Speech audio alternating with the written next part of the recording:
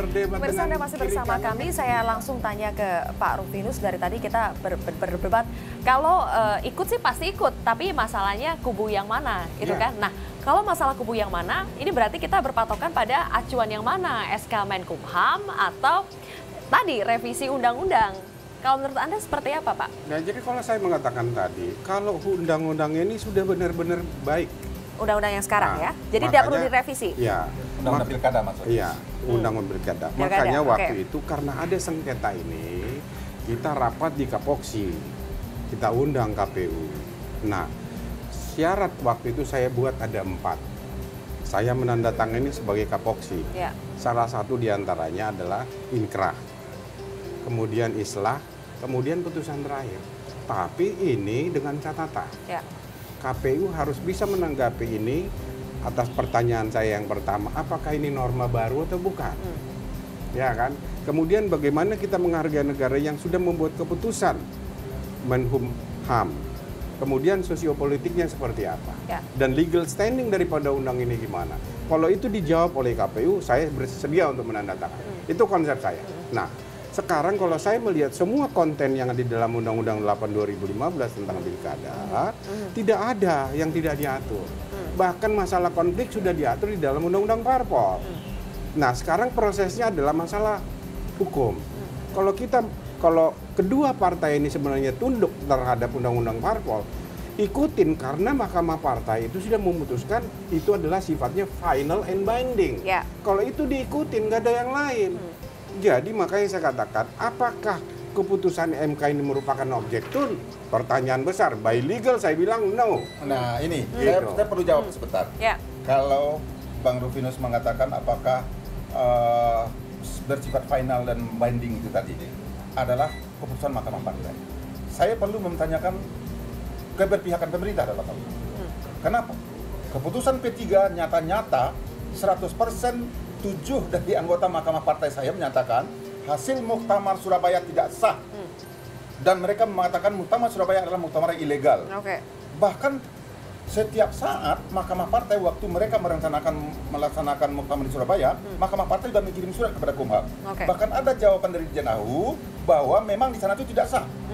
Tetapi kenapa kok semata-mata disekakan oleh Kumham? Berarti siapa yang berpihak dalam ini? Dan siapa yang menyebabkan negara ini kacau seperti ini? Berarti kalau seandainya Pak Rufinus mengatakan bahwa masalah internal partai diselesaikan internal, saya setuju.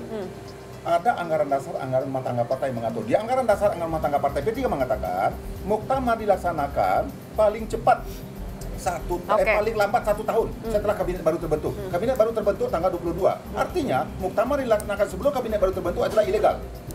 Dan ini juga yang dikatakan oleh Mahkamah Partai. Tetapi kenapa mereka mengatakan muktamar tanggal 15 disahkan oleh Kumham? Dan dalam hal ini keberpihakan Kumham itu nyata-nyata ada intervensi dalam hal ini.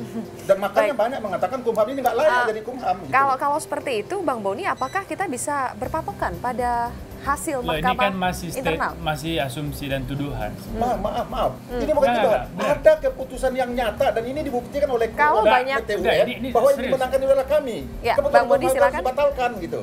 Iya, secara logis ini kan tuduhan. Karena tidak ada ukurannya juga bahwa ada keberpihakan dan tidak ada keputusan yang formal juga bahwa ada keberpihakan. Ada keputusan yang nyata-nyata dari Mahkamah Partai Menteri saya. Menteri Hukum dan HAM kan belum diadili, jadi belum ada keputusan bahwa dia berpihak. Salah. Nah, artinya begini loh. Ada keputusan PTUN yang mengatakan menurut saya itu salah, gitu loh. Menurut saya ini sederhana. Ini sederhana urusannya. Undang-undang pilkada ini sudah tepat ya, sudah dirumuskan dan disahkan berdasarkan pertimbangan yang komprehensif. Saya kira ini tinggal dilaksanakan. Nah, jadi kalau ada bantahan-bantahan, ini tentu pihak-pihak yang punya kepentingan dengan negara hukum. Kalau apabila kita tidak puas dengan keputusan, ya, kalau tetapi itu, kan kita kan di undang-undang partai kan sudah jelas. Kalau kalian berselisih ya urusan internal. Internal kami sudah mengatakan bahwa dan di undang-undang pilkada dikatakan bahwa keputusan hukum terakhir itu yang akan dijadikan acuan oleh pemerintah Betul, tetapi untuk kan masih memutuskan banding. siapa yang terlibat di dalam pilkada. Makanya. Dan karena keputusan prosesnya terakhir, panjang. sepanjang proses belum selesai, keputusan hukum terakhir itu ya Kementerian Hukum dan HAM. Ya. Dan saya kira sah kalau kemudian Kalau seandainya undang-undang ini dibatalkan, memutuskan kalau bahwa kemana keputusan hukum HAM itu dibatalkan oleh pengadilan kemana?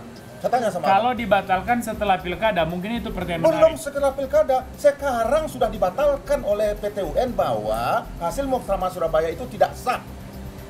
PT UN memerintahkan Kumham untuk mencabut dan PT UN Pertanyaannya adalah, membatalkan, gitu loh. PT UN membatalkan keputusan Kementerian Hukum dan Iya. HAM. Oke. Saya kira ini. Oke, Jadi makanya ini bingung. untuk membantu menjawab itu, Pak, sekarang kita sudah tersambung dengan Komisioner KPU, ada Bapak Arief Budiman. Selamat pagi, Pak Arief. Selamat pagi, Mbak Sylvia. Oke, Pak Arief, saya klarifikasi dulu pertanyaan pertama saya ini, apakah betul sebetulnya KPU yang mengusulkan untuk revisi Undang-Undang Pilkada? Saya sebetulnya tidak ingin terjebak pada siapa yang mengusulkan atau siapa yang tidak mengusulkan, gitu ya. Tetapi sebetulnya mekanisme untuk melakukan revisi undang-undang maupun menerbitkan undang-undang baru itu kan sudah diatur. Otoritas itu ada pada pemerintah dan DPR, gitu kan. Jadi sebetulnya mereka bisa tanpa ada usulan siapapun, sebenarnya mereka bisa melakukan revisi itu. Oke. Nah, kalau saya ditanya sesungguhnya apakah kami mengusulkan, Ya. pada saat kami melakukan rapat dengan pimpinan DPR ya, dengan Komisi 2, dengan Kapoksi, memang kami diberi pendapat bahwa ada satu poin yang dimintakan agar dapat dimasukkan di dalam peraturan KPU. Tetapi kami mengatakan di dalam ketentuan peraturan perundangan, klausul yang semacam itu dalam pandangan kami ya, itu kurang tepat. Gitu loh. Ini poin ketiga ya, Nah, Pak? ya poin yang ketiga itu. Nah, Yang pengadilan terakhir ya? Kenapa? ya, nah karena kami berpendapat seperti itu, kemudian pendapat lain yang muncul adalah ini sudah ditentukan. Nah, sampai akhirnya pada satu kesimpulan bahwa ya sudah, KPU ini kan pelaksana undang-undang. Kalau itu dituangkan dalam undang-undang, tentu KPU tidak melaksanakan apa yang ada dalam undang-undang. Oke, gitu. tapi Nah, saya tidak tahu tadi apakah Anda bilang kemudian pendapat semacam klausul itu tidak tepat. disimpulkan sebagai Mengapa usulan tidak atau tepat, tidak? Pak Arief? Saya mau tanya dulu, KPU ini menilai klausul Klausul yang atau mana? rekomendasi yang ketiga itu yang menggunakan pengadilan terakhir, mengapa Anda menyebut tadi tidak tepat? Ya, karena di dalam ketentuan peraturan perundangan yang lain, setiap ada sengketa di pengadilan, sengketa itu, hasil sengketa itu belum bisa dieksekusi sebelum dinyatakan ingkrah, gitu loh. Jadi misalnya ada putusan di tingkat pertama, kalau tidak ada yang banding, maka itu dianggap sebagai putusan ingkrah. Tetapi ketika ada yang banding, maka semuanya harus menunggu sampai dengan hasil inkrahnya. Naiklah dia ke tingkat banding. Kalau ada putusan banding dan itu tidak dikasasi, maka itu menjadi putusan ingkrah. Tetapi kalau itu dikasasi, kita juga harus menunggu lagi sampai dengan putusan kasasinya keluar. Nah, itulah pandangan kami. Pak Arief, dalam waktu sekitar 3 bulan sebelum masa pendaftaran 26 Juli sampai 28 Juli, Anda melihat ini mungkin tidak ada keputusan inkrah dalam kurun waktu kurang dari 3 bulan? Dalam beberapa pertemuan dengan kawan-kawan partai politik, mereka memperhitungkan bahwa sebelum Juli akan ada putusan inkrah, ya. Nah, KPU memberikan 2 opsi. Pertama, putusan inkrah. Yang kedua, itu islah. Nah, ini kan sebetulnya cara yang kami berikan sebagai solusi agar partai-partai politik peserta pemilu itu terlindungi hanya untuk dapat menjadi peserta dalam pemilu kada mendatang. Gitu. Jadi solusi yang ditawarkan adalah islah?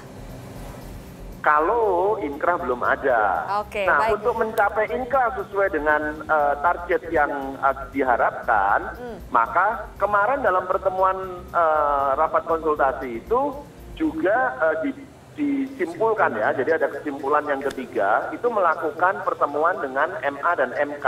Okay. Nah, salah satu tujuan menyimpulkan pertemuan dengan Mahkamah Agung itu adalah melakukan dialog untuk mencari cara agar proses persidangan ini bisa berjalan cepat. Pak Arief, sebelum tanggal 26 Juli sudah selesai gitu.